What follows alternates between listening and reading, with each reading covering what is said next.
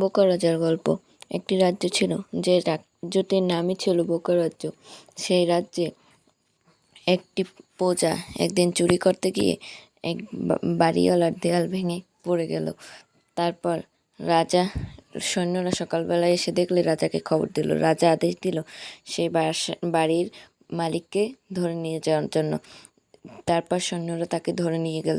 রাজা আদেশ দিলেন সেই বাড়ির মালিককে ফাঁসি দেবার জন্য। তারপর বাড়ির মালিক বলল, আগে রাজামশাই, আমার তো কোনো দোষ নেই। যে এই বাড়িতে তৈরি করেছে তাকে বলুন, আপনি যে মিস্ত্রি তাকে আপনি ফাঁসি দিন, আমার কোনো দোষ নেই। তারপর বোকা রাজা ভাবল, হ্যাঁ সত্যিই তো, এই লোকটার তো কোনো দোষ নেই, ওই মিস্ত্রিকে ডেকে আনা হোক। তারপর রাজার হুকুম অনুসারে মিস্ত্রিকে ডেকে আনা হলো। মিস্ত্রি বলল, আমি তো যেভাবে বলেছিল মালিক, আমি তো সেভাবেই করেছিলাম আমার কাজ।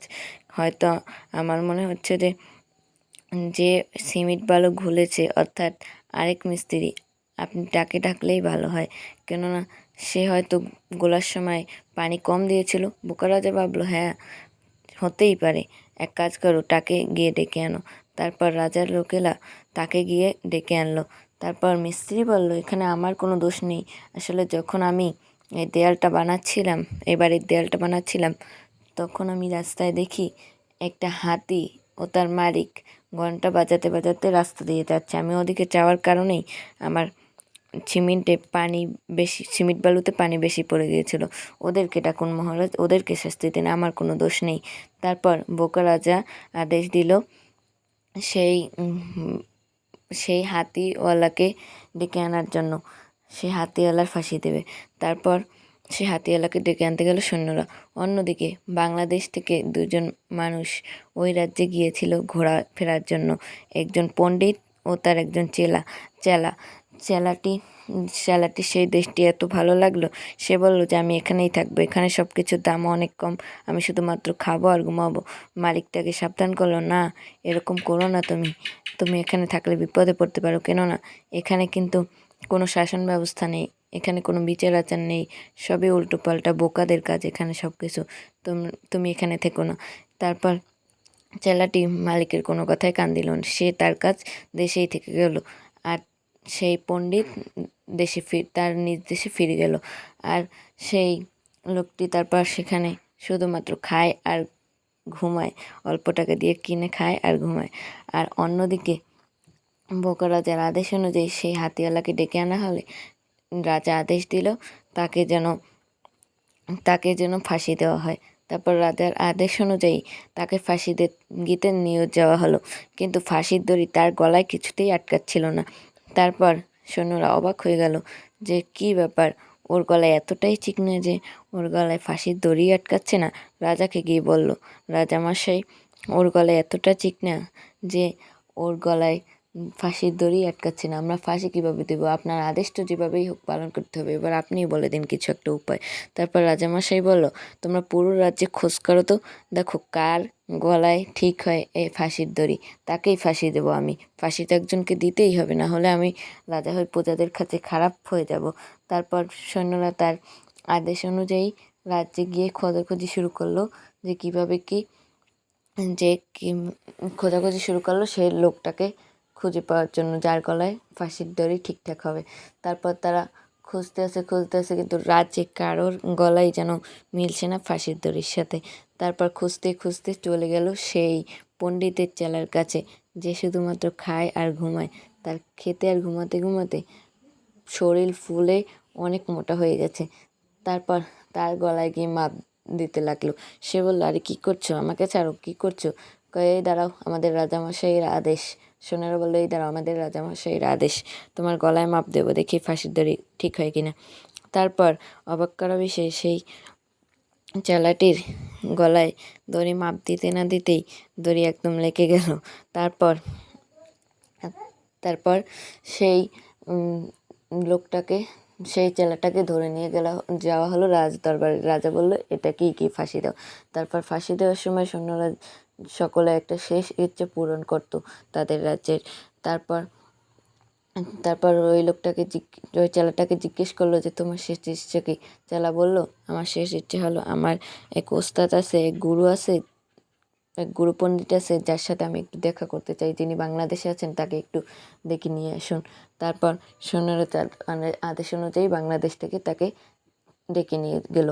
তারপর সে ওস্তাদ গিয়ে যখন দেখলো যে তারই চেলা ফাঁসির সম্মুখীন শুধুমাত্র বোকা রাজার কবলে পড়ে, তখন তো সে চেলাকে গিয়ে বলল, তোকে আমি আগেই সাবধান করেছিলাম যে এই রাজ্যে থাকিস না, এখানে বিচার রাজার খুব কম, তাছাড়া বোকা রাজার কবলে একবার পড়লে আর বাঁচা যায় না।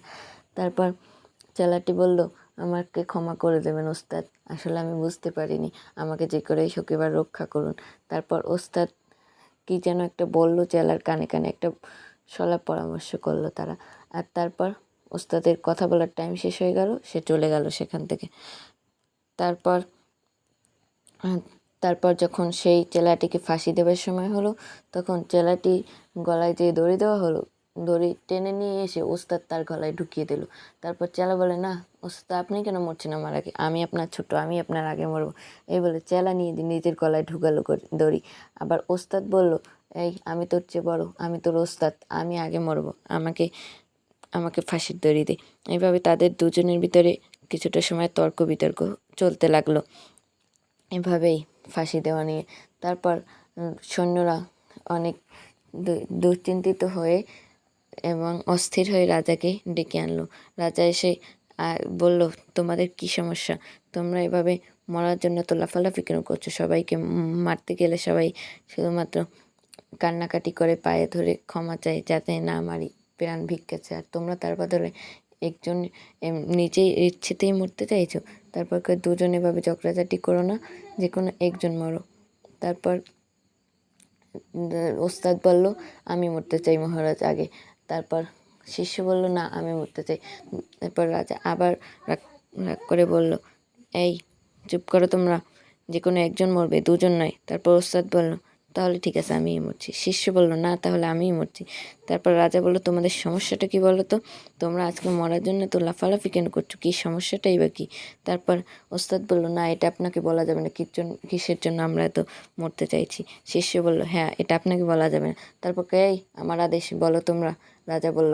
তারপর রাজার আদেশ অনুযায়ী ওস্তাদ বলল, আসলে ওস্তাদ আর শিষ্য বলল, আসলে আমরা দুজনের স্বপ্ন দেখেছি আমাদের ভিতরে যে আগে মরবে সেই সরাসরি আল্লাহ তাআলার বেহেশতে চলে যাবে, তাই জন্য আমরা দুজন নিজেদের ভিতরে ঋষাঋষি করছি যাতে আগে যেতে পারি, আগে যেতে পারি জান্নাতে। তারপর ওস্তাদ বলল, হ্যাঁ এই কারণেই আমি আগে মরতে চাই, আমি ওর ওস্তাদ, আমি বেঁচে থাকতে আমার শিষ্য কীভাবেই বা আগে যেতে পারে, আগে যেতে পারে জান্নাতে। তারপর শিষ্য বলল, হ্যাঁ আমি বেঁচে থাকতে কিভাবে আমাকে ছেড়ে ওস্তাদ আগে যেতে পারে জান্নাতে, আমি যাব আগে। তারপরে এভাবে তারা দুজন আবার ঝগড়াঝাটি শুরু করলো। রাজা তাদেরকে থামিয়ে বলল, এই